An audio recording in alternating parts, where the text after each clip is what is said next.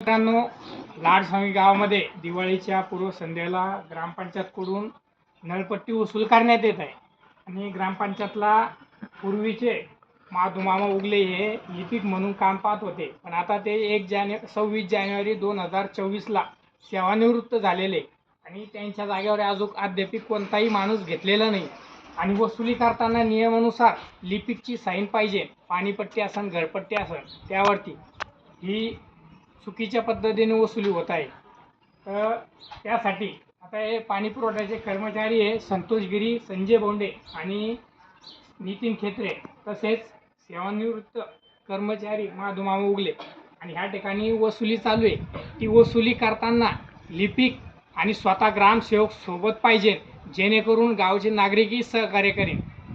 हे चुके आणि शासनाने आत्ताच योजना दूत म्हणून काही व्यक्तींची निवड केली. तो व्यक्ती गावाच्या नागरिकांना व्यवस्थित समजून सांगण्यासाठी पाहिजे की बाबा नळपट्टी का भरावी, कशासाठी भरावा आणि नेमकं काय काय अडचण येते. तर योजना दूती ते हजर पाहिजे. मी सरपंच, उपसरपंच, ग्रामपंचायत सदस्य, ग्रामसेवक आणि प्रशासनाला विनंती करेन की इथं पूर्ण नागरिकांकडून पैसे वसूल करताना सोबत पाहिजे नसतं. याच्यावरती आपण पुढेही आवाज उठवणार. जय हिंद, जय महाराष्ट्र.